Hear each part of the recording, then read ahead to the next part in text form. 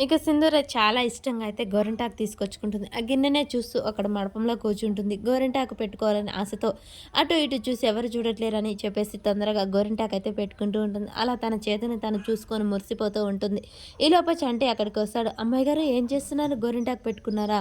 మరి ఇంకో చెయ్యి ఖాళీగా ఉంచారేంటండి? దానికి కూడా పెట్టుకోండి." "చంటి ఒక చెయ్యికి పెట్టుకున్నాను కదా! ఇంకో చెయ్యికి ఎలా పెట్టుకుంటాను?" అనగానే, "అవును కదా! నేను ఆ విషయాన్నే గమనించలేదు అమ్మాయి గారు. ఇటివ్వండి పర్వాలేదు నేను పెడతాను" అని చెప్పేసి చంటి సింధుల చేతిలో నుంచి గిన్నె లాగేసుకుంటాడు. చంటి పర్వాలేదు తేండి అమ్మాయి గారు నేను పెడతాను.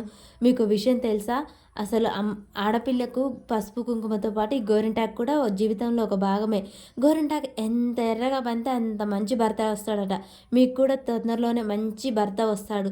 ఇక అమ్మగారు చెప్పారు కదా త్వరలోనే మీకు పెళ్లి కాబోతుంది అని చెప్పగానే చంటి అది నిజమే. గోరింటాకు ఎంత ఎర్రగా పంతే అంత మంచి భర్త వస్తాడు. అందుకే నువ్వు నా జీవితంలోకి వచ్చావు అని సింధూర తన మనసులో అనుకుంటూ ఉంటుంది.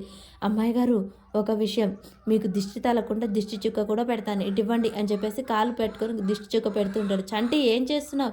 పర్వాలేదు అమ్మాయి గారు ఇంట్లో కొన్ని కళ్ళు మంచిగా మీకు దిష్టి తగలకూడదు అని చెప్పేసి దిష్టి చుక్క పెడుతూ ఉంటాడు. ఇక చంటి అక్కడి నుంచి వెళ్ళిపోతాడు. ఈలోపే కేశవ అటు వస్తున్నా కానీ సింధూర తన చేతుల్ని వెనకకు పెట్టుకుంటాడు.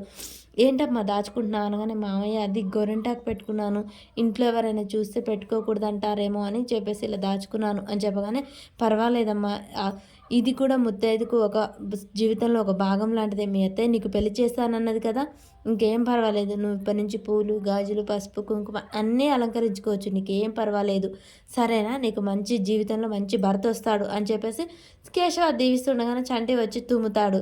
అగ్గో తదాస్తు అని చెప్పేసి కేశవ అంటాడు. అమ్మాయి గారు మీరు భయపడకండి, నా తుమ్ము చాలా మంచిది అని చెప్పేసి చంటి అంటాడు. అమ్మాయి గారికి మంచి భర్త రావాలయ్య గారు అని చెప్పేసి అంటూ ఉంటాడు. ఇక సింధూర్ అయితే సిగ్గుతో లోనికి వెళ్ళిపోతూ ఉంటుంది. కేశవ అలా అనగానే, అయ్యగారు నేనైతే ఎప్పటి నుంచో మిమ్మల్ని ఒక మాట అడగాలంటున్నాను. ఏంట్రా అది?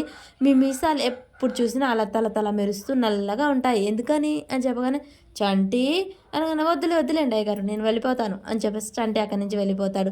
దేవుడా చెంచలమ్మ మనసు మారి సింధూర పెళ్లి జరగడానికి కారణమవుతుంది. ఈ శుభకార్యాన్ని కూడా నీ చేతుల మీద జరిగేలా చేస్తున్నావు. అలాగే నా కొడుకు ఎక్కడున్నాడో ఆ జాడ కూడా త్వరలో తెలిసేలా చేయి స్వామి.